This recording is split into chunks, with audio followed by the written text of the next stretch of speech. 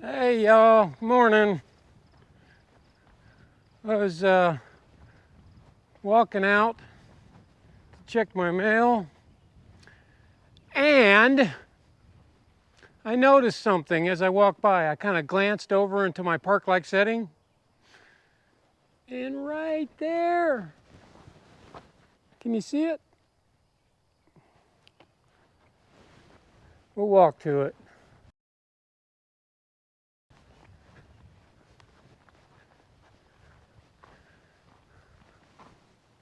Sticking right up between the leaves of this tree and this tree is this one.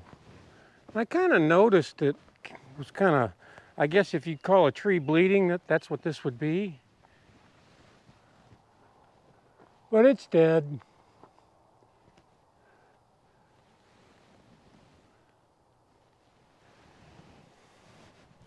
And when these trees like this die off, which happens pretty frequently, more frequently than you might think, I like to get them down right away because they become a hazard. They just rot and they just become a hazard, and I'd like to get them out of here. So I got a dentist appointment this morning. So I got a few hours before that. I'm going to drop this thing, see if I can get the stump dug out, get it cut up later. We don't need a really big saw to drop that tree, so I'm just going to use my little Echo CS-400. These are great little chainsaws. I have two of them, and it should get the job done nicely. I guess I should have cleaned this up last time I used it. Oh well. Now that tree is kind of, there's a good chance it could get hung up in the other trees that are around it.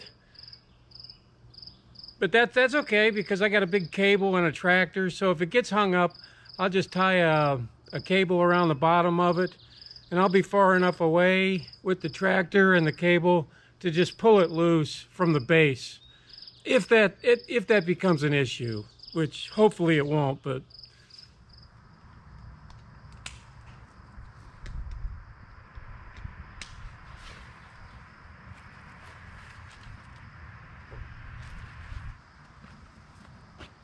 an ounce of prevention, especially when you're dropping trees.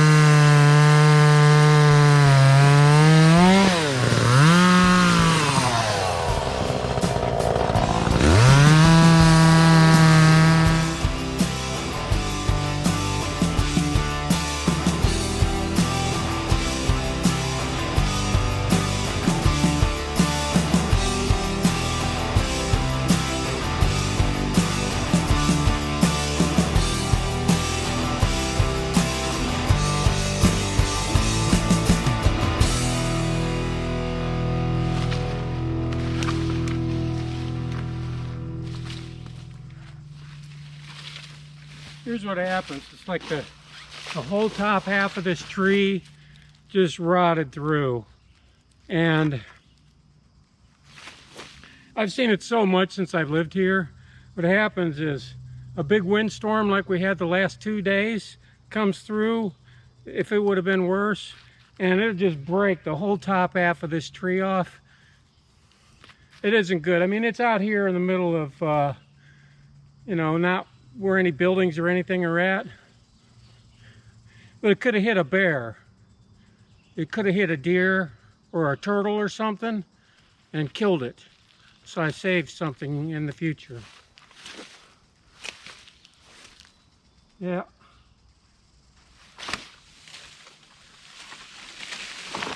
Sometimes these trees just rot, you know, wood, it's wood, you know, they just rot.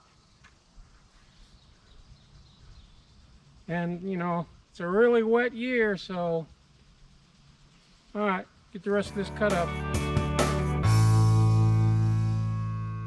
Just took all those excess tree limbs and stacked them over in the woods on the other side of my property down here. And in the winter time, if I feel motivated, I'll stack them and burn them, have a slash pile. But right now, I want to get the rest of this cleaned up and dig that stump out.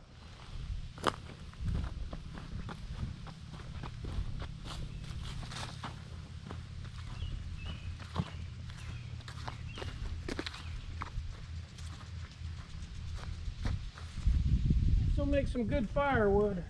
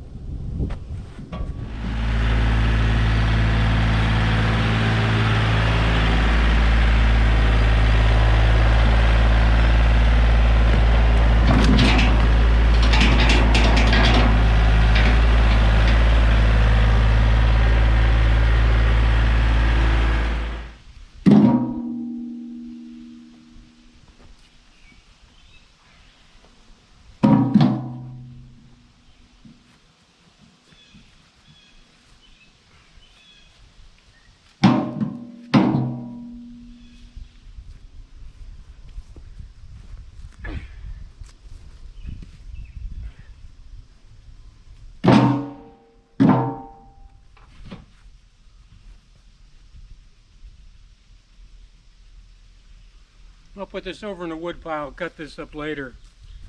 Nice part about everything in here is I don't have to split any of it.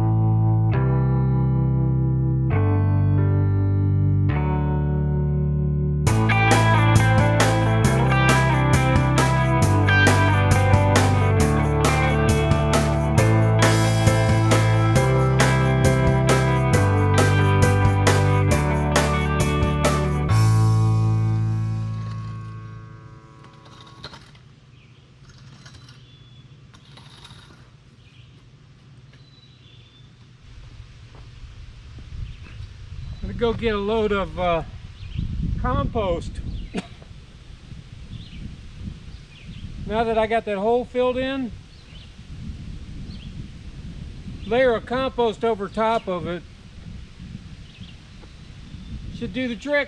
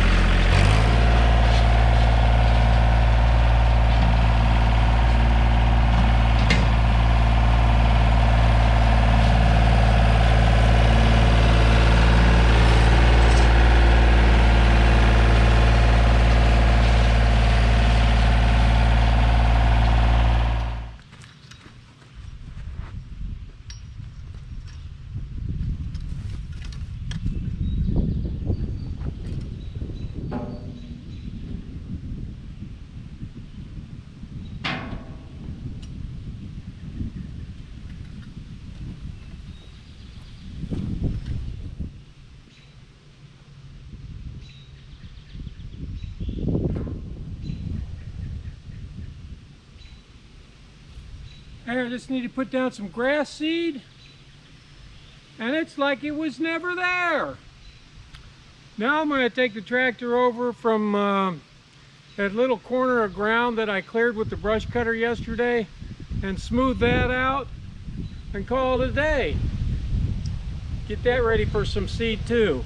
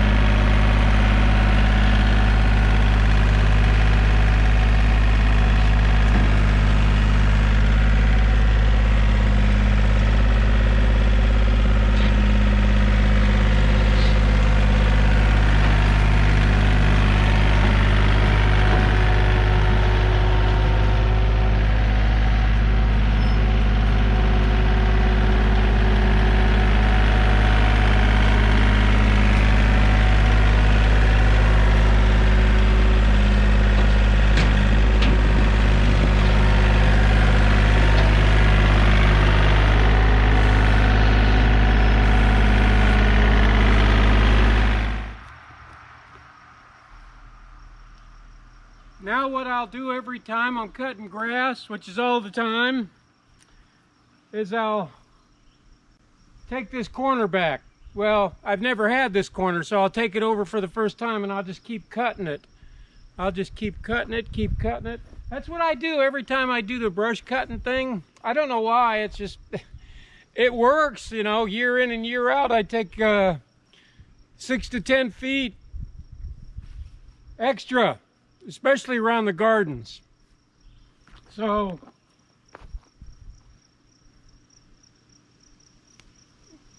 I don't even have to plant any grass seed here. It'll just come up naturally. It'll green up. And I'll just run over these little roots with the mower.